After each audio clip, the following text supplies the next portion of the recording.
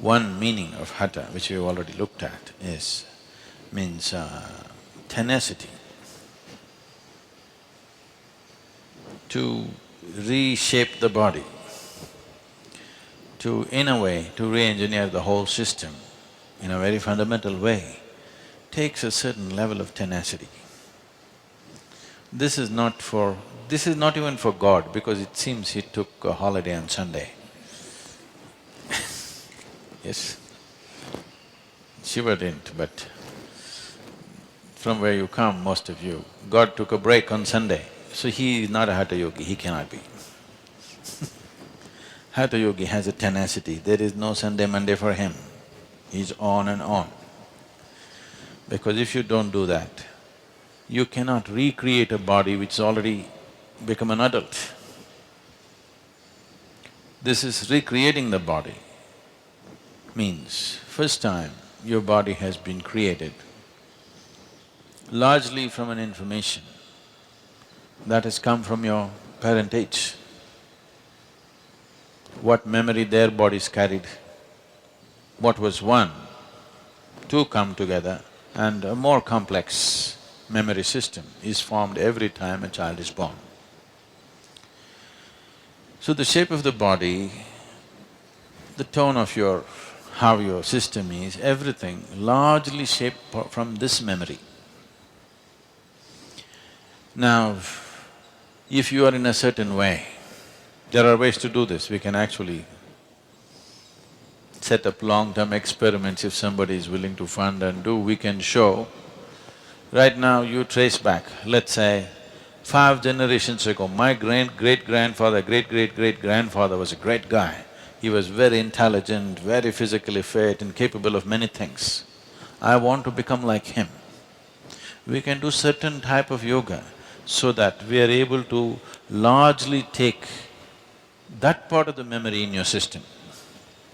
Maybe your father was a weak man, you don't want to be like him, you want to be like your great-great-grandfather.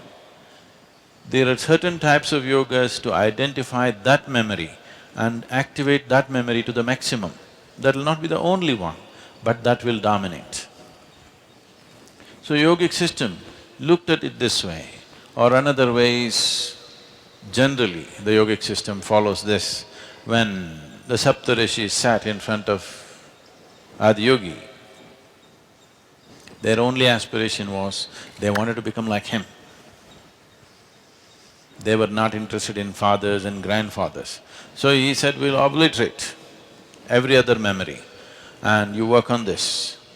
So the first step even today, people who take sannyas take is, there are certain processes to distance yourself from your genetic memory which comes from elsewhere. Because a little distance suddenly allows so much flexibility in the system.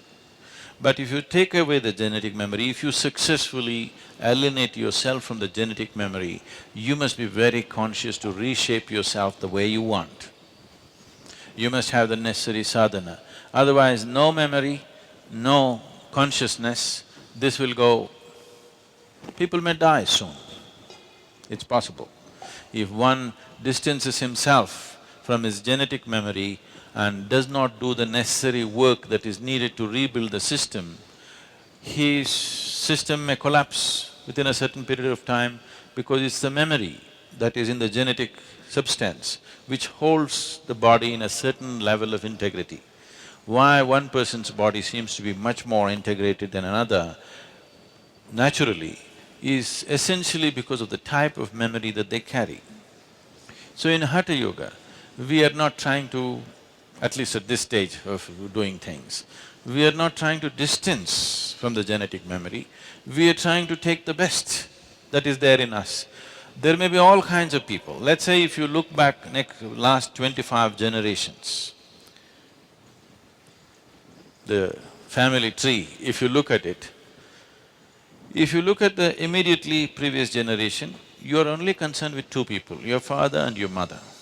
But if you look little further, there are 150 guys who are contributing to your memory. Now, all these people, we don't know what kind of people they are. Some might have been very strong, some weak, some diseased, some healthy, some very focused, some all over the place. There could be all kinds of people in this tree. From what do you draw is an important thing, or how to draw the best from all this is an important thing. Hatha means ha means sun, tha means moon. To draw directly from our parentage, essentially our parentage is sun and moon and planet. These are the three.